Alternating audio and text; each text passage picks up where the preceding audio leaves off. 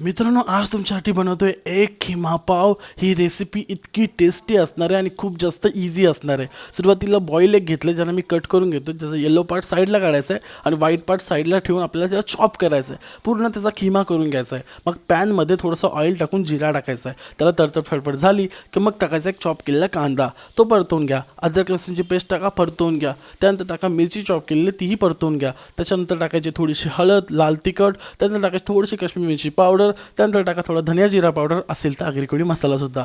हे सगळे मसाले मिक्स करा. चॉप केलेले टोमॅटो टाका, थोडंसं मीठ टाका. टोमॅटोला मेल्ट करण्यासाठी झाकण ठेवा. 2-3 मिनिटांसाठी त्याला लो मिडियम फ्लेमवरती ठेवा. त्यानंतर पुन्हा टोमॅटो मेल्ट होईल. मसाला आपला तयार आहे. येलो पार्ट जो साईडला ठेवला होता तो याच्यामध्ये ॲड करा. तोही मिक्स करून घ्या. मिक्स करून झाल्यानंतर आपला व्हाईट एग जो आपण पूर्ण चॉप केला तो याच्यामध्ये ॲड करा. हे सगळं मिक्स करा.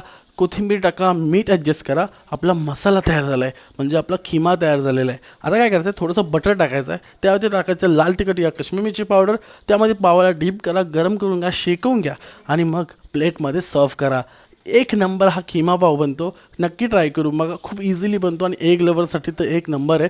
मी स्वतः 2 पाव खाणार होतो, पण मी 4 खाल्लेले. तर जेव्हा तुम्ही बनवा तर पाव थोडे एक्स्ट्रा आणा आणि मग सगळ्यांना सर्व करा, कारण की एक नंबर अशी इझी रेसिपी आहे. आता तुम्हाला फक्त कमेंट करून सांगायचं कधी बनवताय आणि बनवून झाल्यानंतर कसं लागतंय.